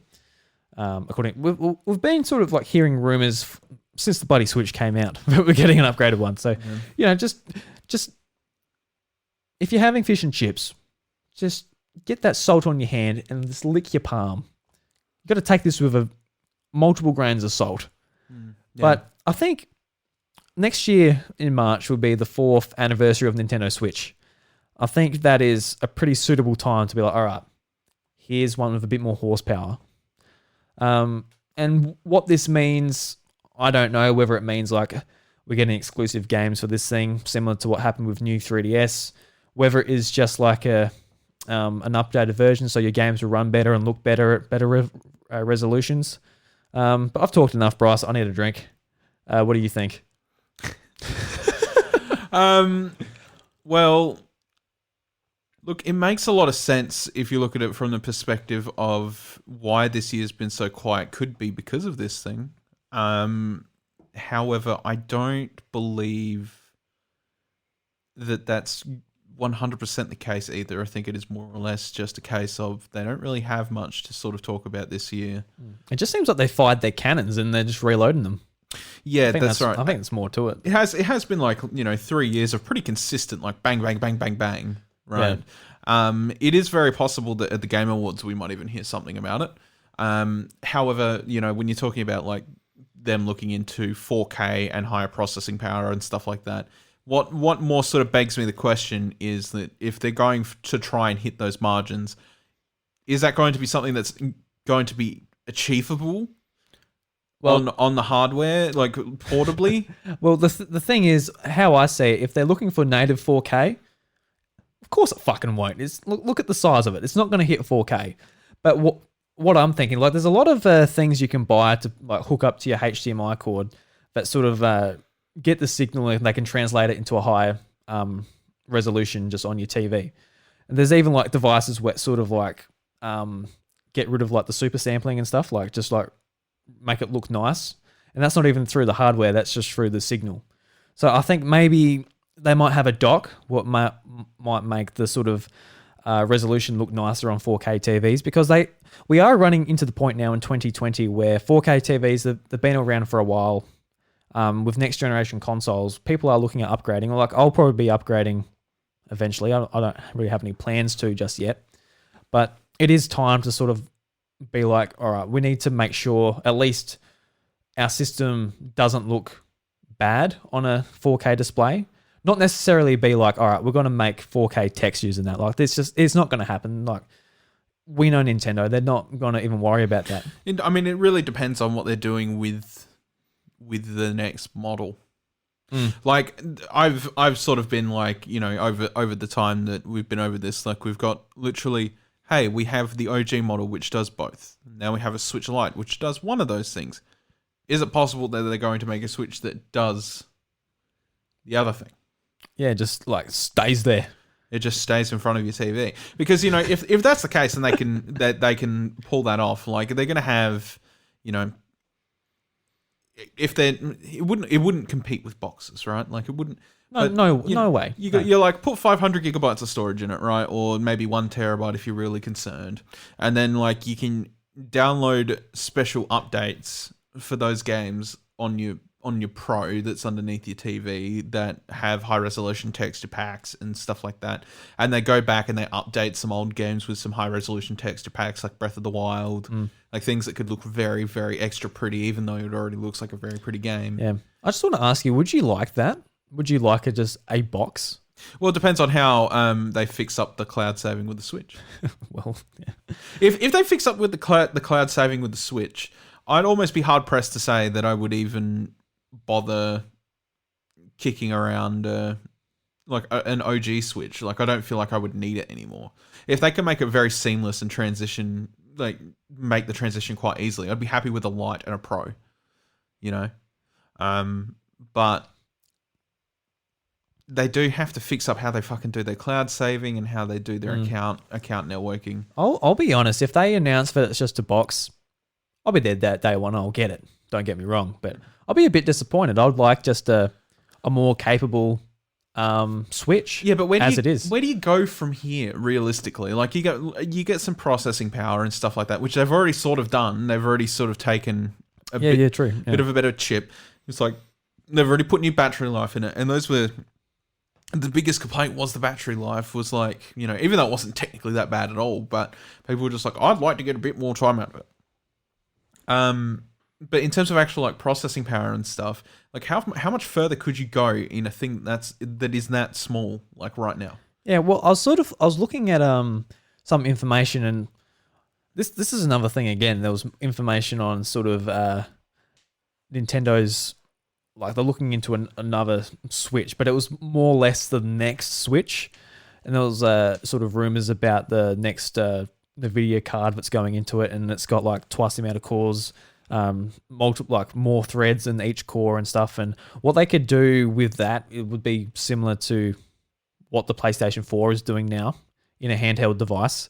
So whether we see like the next Nintendo console be called, I don't know, like something completely different as they've always done apart from Wii U, or they go with like, the iPad model where it's like, all right, we're refreshing it. It's, it's more capable in games, multitasking, just all of that sort of boring stuff. But at the end of the day, it makes a better user experience. I would kind of love for them to do that with the Switch from now on. I would too. And I saw in our Discord, I know Jamie Penning especially had umbrage with this, being like, if he said as a day one consumer, he'll be annoyed that if they upgrade and he's left in the dark, he wouldn't like that. And like fair enough if they release like Xenoblade Chronicles 3 and he can't play it, like that's obviously shit. But as someone like me, I like updating my stuff. I like being on the cutting edge of tech when I can, if it's not too expensive. Especially with a Nintendo platform, I want the best that I can play. So I'll be quite happy even if they update it like every 2-3 years. Like I'll be quite happy with that. But a lot of people won't be necessarily. So it'd be interesting how they handle it. Yeah, well, see, I'm definitely the person that's sort of coming on the side of like, I could be happy with my PC and Switch and not worried about the other two. I'll still probably buy the other two, like that is... Yeah. I try to have every single one in my household at some point because I'm like, oh, I want to play the video games. But, we're suckers, yeah. Well, yeah, that's it. But like, I could be happy with just my PC and my Switch.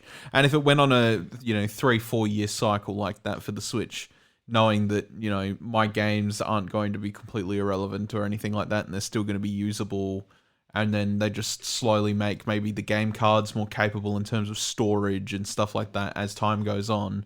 But I can still go back in like 12 years time and the Switch cards back that I bought when the Switch launched still work in this machine. Like, I'd be happy with that. Like, you think about all the iterations of media that Nintendo's gone through, jumping all these hoops to try and like, make the console unique or whatever, whether it be disc media or cartridges or weird cartridges or even stranger cartridges. Yeah. That's the thing now. Like, everyone else has just given up in the portable space, and now their gimmick is, you can put us in your pocket. Yeah. That is the gimmick. Yeah. Like, apart from obviously taking the Joy-Cons off and doing all that stuff. But the main thing people enjoy about it is just like, oh, this is fun. Oh, put it on my TV. Oh, man, that's actually quite pretty. Yeah, that's right. That's the thing. Yeah, but like if that's what it means for the console going forward, that they can still achieve like these cartridges getting more memory as time goes on, and they upgrade the guts of it every 3 or 4 years, and they keep the price point to a relative, so let's say between $400, $500, what it currently is, like as long as they're going forward, then I have no problem paying that price if that means that I'm getting a better experience out of it every 3 years, 4 years, with better guts, and the games are going to keep going up as they are, but doesn't make my old stuff relevant. And I think that's probably the most appealing thing about it. And like, as much as I love the Switch as well, it's getting to the point now where smartphones are catching up, where they are getting that same leg. Like Genshin Impact, for example, it looks beautiful on iPad. It looks beautiful on PlayStation 4. Like, it looks great everywhere. Which it actually got a release date for September, but nothing about Switch as well. Yeah, because Switch is sort of an afterthought. Yeah, I do want to play that game though. Yeah, Anime Breath of the Wild. Yeah, because at Gamescom they had another like a story trailer. Like, it looked really quite cool. Yeah, it is. Yeah. But they've got the game up for like pre-purchase or pre-download on the App Store at the moment, and I'm like, oh, it's free to play. All right, go into it, and it's just like gems. Like, could you imagine playing Breath of the Wild where you've got to buy your currency? I'm like, oh, that could be dangerous. See how it turns out. Yeah. Yeah. But yeah, I think next year is a good time for a Switch upgrade. And what that means, I don't know. It could be a completely different model where it is a box. It could be just a beefier version of the Switch you got now. It could be, well, it won't be like a brand new console, but Yeah. Yeah. Look, if they, I think it is just at the end of the day, if they want to keep making Switch, I don't care because it's like exactly what I'm after from them. You know. And I'm not saying that just because at the moment in time that's what it is, but like you think back in the Wii, I would have been like, oh, I would have loved to see this console compete. These days I'm like, I don't even give a shit. I really like the Switch and what it does, and I really would like to see this concept staying the way it is going forward. Yeah, and that's the thing. What kind of makes me say no about like just the box itself, because that kind of invites like the side by side comparisons to the PS5 and the Xbox Series X as well. It sort of invites that. Whereas when it's handheld, you're like, it's fine. It's a handheld. You can't do your 4K and all that stuff on there. But if you're like doing a box where it is in 4K, like maybe. But as I mentioned on the show, it would have been a few episodes back now, maybe a couple months ago. Like just having something that's sustainable as a box that you can just put away for Switch games. Yeah, absolutely. Like, it's obviously a lot more reliable than the handheld in terms of like survivability, because it doesn't have a battery in it. First of all, that's the biggest thing. It doesn't have an easily breakable screen, and the components don't have to be as squished in, and just stuff that sort of makes it so like if the Switch does go away, at least I've got a box that I can put away, and in 20 years' time, I know it will be fine. And I think that's the most important thing. Yeah. Which is why I'm sort of like on the fence of like, I really don't mind. And I think it's more than possible they can do it in the schedule if they can make one that's literally I'm just a portable console only. There's no reason they can't go the other direction. It'd be cool if like they bring out like a brand new line. They get rid of the current Switch. They keep the Switch Lite.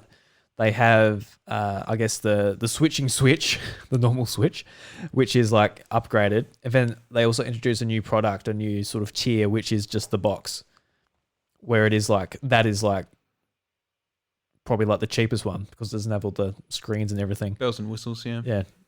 So that could be interesting. But obviously, we're not seeing any rumors of all that stuff. It's just an upgraded Switch. So, yeah. We'll see. Yeah. Let's get some more games in 2020. Before you think about new Switches. That's right, yeah. Yeah. All right, Bryce. So we've had a fair few new games come out in the last 7 days on the Nintendo eShop. We certainly have. And Bryce, I've talked too much, so read them out for me. And one what catches your interest, go into it and give us the description of it. All right, sweet. I'm going to read them all out first then. So we've got Alpha Set by Power Gear, Lightwood Games. For $12. Arcade Archive Super Dodgeball Hamster $10.50. Best Friend Forever Alliance $22.50, $25 after the 6th of September. Commander Keen in Keen Dreams Definitive Edition. So if you like your old Commander Keen games, there you go, $22.49. Deadly Days Ensemble Entertainment $22.80, $28.50 after the 7th of September. Final Fantasy Crystal Chronicles Remastered Edition Square Enix $44.95, which obviously at the moment is a steep price tag for a game that does not work. Gemini Arms Deco, $14.99. Glitch's Trip from Red Games, $18.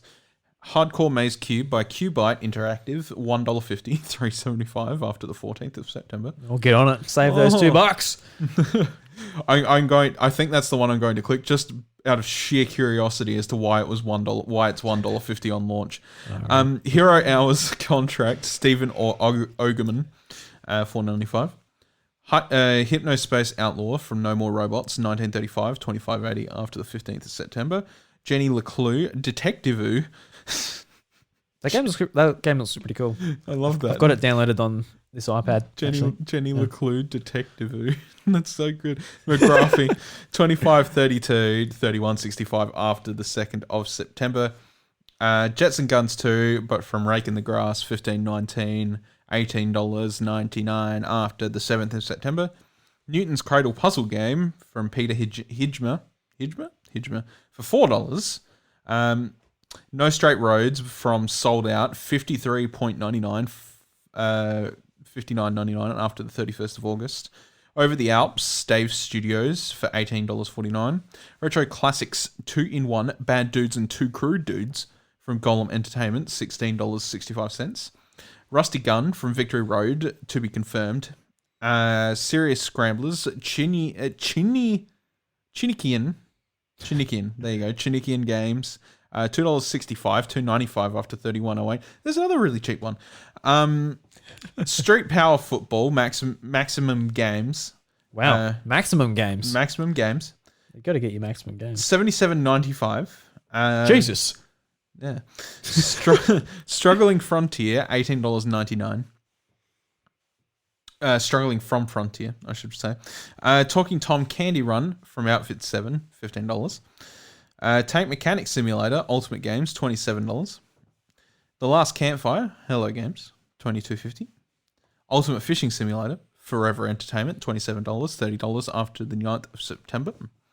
West of Dead, Raw Fury, $24. $30 after the 31st of August. World of Tanks Blitz from War Gaming Group for $0 because it's a free-to-play game. And Moon from Onion Games at $25.99. Now I'm going to look at Hardcore Maze Q. So obviously no big standouts this week. No, not really, unless you were really waiting on Crystal Chronicles Remastered. Well, actually, no, I take that back because all of the stuff that sort of is now not exclusive to Apple Arcade has basically come out. Detective Leclue is one of those. Last Campfire by Hello Games, makers of... Oh, shit, what's that game called? Remind me, Bryce. What was that, sorry? Hello Games, what did they make? What's it called? I've got it down. No Man's Sky. Yeah. So yeah, okay. Last Campfire is the game since they've made that game. This is a very, very confusing game. Okay. All right, so I'm just going to read it to you. A new perspective for traditional maze games. Tired of games where there are tips and tutorials of all kinds and you can finish them without much difficulty? Yes. If the answer is yes, you are in the right place, Hardcore Maze Cube. It's the game. It's the right game for you. This is terribly worded. You have to read this. It's literally, it literally goes from if the answer is, and then it goes, yes, you're in the right place, Hardcore Maze Cube. It's the right game for you. Oh, it's in caps. In brief, it means that only the elite gamers can finish this game and find out what will happen in the end. Sweet. Like literally, it looks like a 10-year-old did write that. I don't know what the hell the game's about though. No, I couldn't tell you from the images. It's so dark and you can't see what's going on. No wonder it's $1.50. Yeah. So I'm going to find Last Campfire. I want to read that because that game looks really cool and I'm keen to play it. I'll give you a Last Campfire, mate. Will you? I've just got to find it in this list though, mind you. Okay. Was it near the bottom?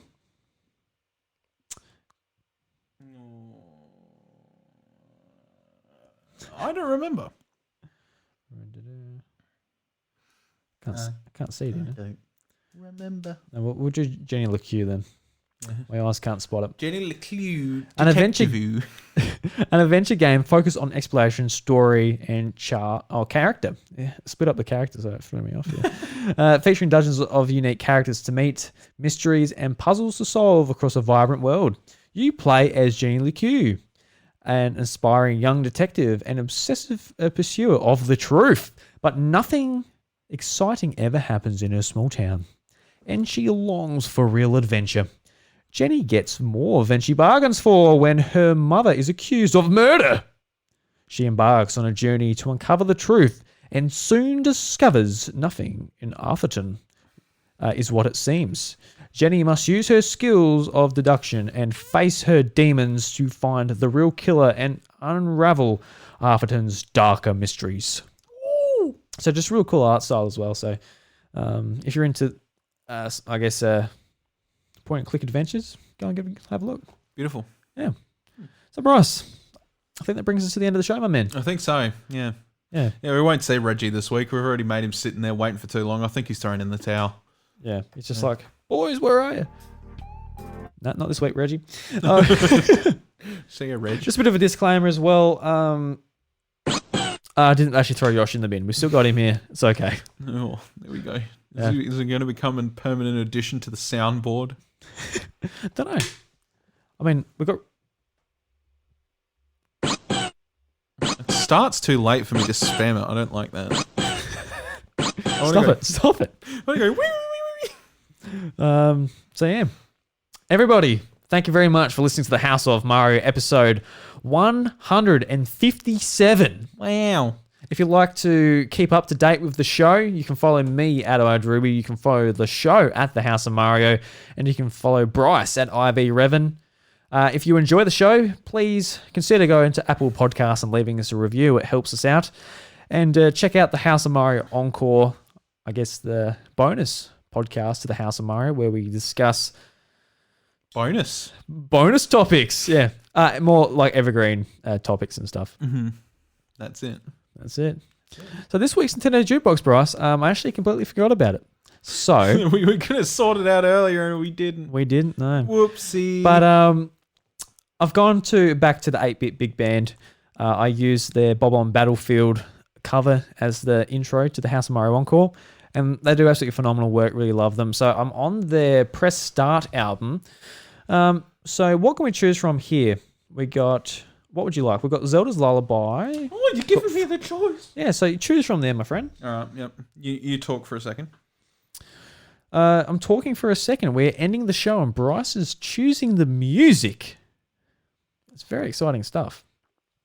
Yeah, you know what? Yeah, go Zelda's Lullaby. We'll just go from there, huh? Zelda's Lullaby? Absolutely. Yeah, beautiful. So, everybody, thank you very much for listening. And the doors to the House of Mario episode 147 are closed. Catch you later. Bye.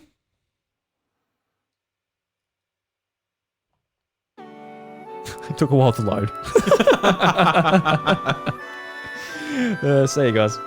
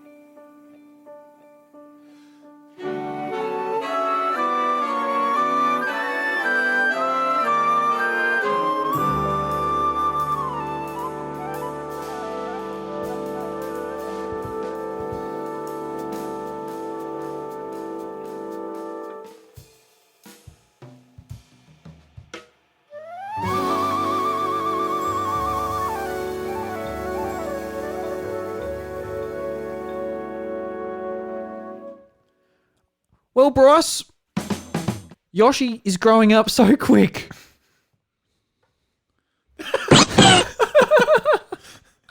Yes, he is. Oh my God, he's become such a big boy. He is. Yoshi, is that a packet of cigarettes? Oh no, don't you talk back to us, mister. You get back here. Get back here, Yoshi, you silly boy. What a fucking mess.